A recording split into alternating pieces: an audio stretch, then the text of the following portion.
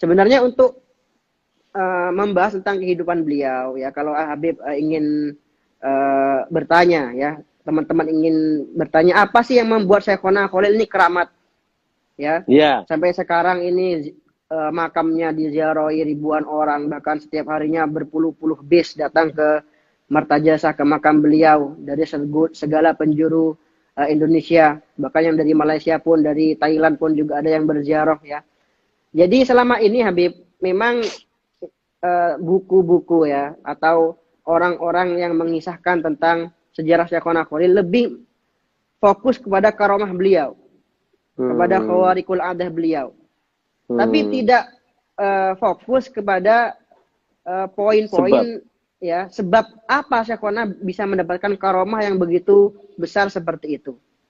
Jadi kalau kita lihat dari sejarahnya ya seperti itu tadi, yang membuat Syekhona Khalil bisa mendapat kedudukan yang tinggi di sisi Allah Subhanahu wa taala, mendapat karomah yang begitu besar adalah takzim beliau terhadap para gurunya.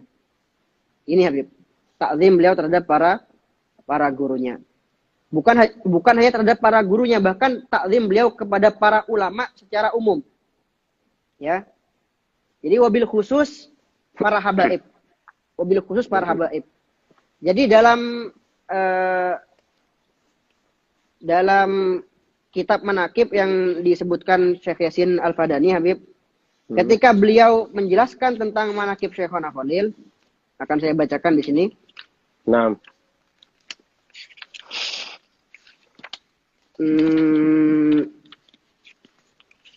Ketika Syekh Yasin menjelaskan tentang manakib Syekhona Khalil, yang beliau sebutkan ada satu akhlak.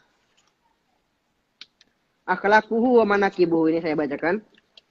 Ya. Wa kana syadidat ta'addub wal ihtiram ma'a syuyukhi, ya.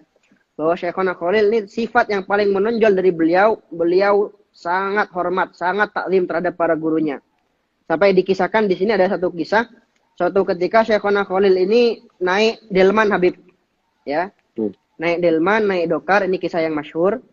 Tahu-tahu Syekhona Khalil nanya kepada supirnya, kepada Pak kusirnya, "Pak, ini kuda dari daerah mana? Berasal dari mana?" Supirnya menjawab, "Kuda ini berasal dari daerah Bima, Kiai."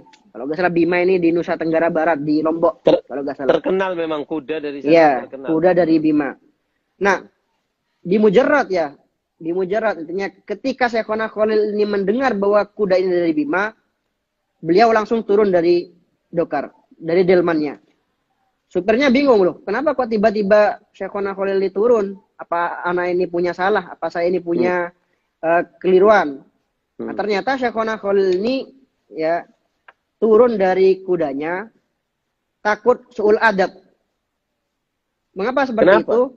Karena beliau dulu punya salah satu guru yang berasal dari Bima. Namanya Syekh Abdul Ghani bin Subah Al-Bimawi, Habib. Ya. Nah, gurunya ini terkenal punya banyak kuda, Habib. Nah, Syekhona Khalil takut su'ul adab kepada gurunya. Mengapa? Beliau khawatir kuda itu yang beliau naiki termasuk salah satu keturunan dari kudanya gurunya. Allah. Jadi gak mau. Ini saya harus hormat pada kuda, ya. Yang mana kuda ini kemungkinan besar adalah, ada kemungkinan, bukan kemungkinan besar, ada kemungkinan salah satu keturunan kuda guru saya. Saya gak mau naik kuda ini. Saking takzimnya terhadap gurunya. Bukan hanya takzim pada guru, tapi takzim pada setiap hal yang berkaitan terhadap gurunya, Habib. Nah, itu yang pertama, Habib. Yang nomor kedua dijelaskan oleh Syekh Yasin, wa kadza ma'a ahlil baiti qatibatan. Semua ahlul bait beliau takzim tanpa memilih, tanpa mengecualikan. Wa ma'al Arab. Wa ma'al Arab. Semua orang Arab, bukan hanya bait, semua orang Arab beliau hormati. Lam yusbak li ghairihi mithalun min ulama Jawa. Ya. Tidak pernah ada ulama Jawa, ulama Nusantara yang punya takzim terhadap habaib seperti beliau. Fakana yara'at takdir fil asyraf lam yakun yuqaddir ghairahum aktsara min dzalik. Ya. Jadi kalau untuk kepada para habaib, ya, pada ahli bait, beliau ini takzimnya udah paling full. Udah tingkat paling tinggi. Ini Syekhona Khalil Habib. Kemudian ini dijelaskan bahwa suatu ketika beliau pernah diziarahi oleh Al-Habib Muhammad ibn Mustafa Al-Muhdar, Habib. Antum tahu, Habib? Di sini Muhammad bin dikatakan, Mustafa bin iya, Ahmad. Muhammad bin Mustafa Al-Muhdar. Hmm. Antum tahu apa? Antum pernah dengar? Coba nanti Al-Fakir sore ini ada ketamuan dari Bondowoso, dari keluarganya Habib Muhammad Muhdar. Anda coba saling sambil tanya. Oh, Itu marhaba, Habib marhaba. Muhammad bin Mustafa aja apa ada terusannya lagi? Biasanya karena Muhammad bin habaib Mustafa Al-Muhdar. Nah, karena para habaib biasanya kalau sudah nyebut tiga nama itu mudah diketahui. Tapi kalau dua nama agak sulit karena Oh, binnya marhaba. kan sama-sama. Coba Naam, nanti naam. Al-Fakir kalau Naam. ingin tanya yang sezaman, nanti insya Allah banukhbirkum insya Allah. Naam. Nah, ajib. Jadi ini ketika beliau kedatangan Habib Muhammad bin Mustafa Al-Muhdar, ya, Syekhona Khalil ini sampai menyambut beliau dengan bertelanjang kaki, gak pakai sandal. Allah. Juga beliau yutok tiurok sahu, sampai nunduk-nunduk Habib. Ketika menyambut dari jauh itu udah nunduk-nunduk dari jauh. Menyambut Habib ini, Habib Muhammad bin Mustafa Al-Muhdar. Juga dikatakan di sini Habib wazarahu Al-Habib Muhammad bin Ahmad bin Muhammad Al-Muhdar. Ya, beliau pernah ya satu zaman dengan Syekhona Khalil. Beliau benar kedatangan Habib Muhammad bin Ahmad Al-Muhdar, al-masyhur al-ma'ruf, yang makamnya di Ampel Surabaya, Habib. Naam. Fa akramahu ikraman taman. Beliau muliakan sedemikian rupa, beliau ta'zimi sedemikian rupa, ya. Bahkan di sini dikatakan wa kana yukatibu ma'al Habib al-Muhaddits Husain bin Muhammad Al-Habsyi. Ya, saudara dari Habib Ali Al-Habsyi. Mukatabah, beliau saling surat menyurat dengan kakak kalau nggak salah, Habib, ya. Kakak dari Habib Ali bin Muhammad Al-Habsyi. Dan juga termasuk kedekatan beliau terhadap para habaib, Habib. Banyak murid beliau dari golongan para habaib. Yang paling masyhur adalah Al-Habib Salim bin Jindan, ya. Kakek dari kakek dari Habib Jindan. Itu ini masyhur bahwa beliau menyebutkan dalam banyak karangan beliau, ya, bahwa saya mengambil sanad dari Syekhona Khalil bin Abdul Latif Al-Bangkalani. Juga Habib termasuk yang membuat beliau ini karomah, ya. Beliau ini tawadu, sangat-sangat tawadu. Bahkan meskipun beliau punya ribuan santri yang alim alamah, bahkan meskipun beliau ini seorang wali yang punya pakat sangat tinggi di sisi Allah, beliau tidak pernah merasa dirinya orang alim. Sampai diriwayatkan Syekhona ini Habib kalau mengajar jurmiyah nggak pernah hatam.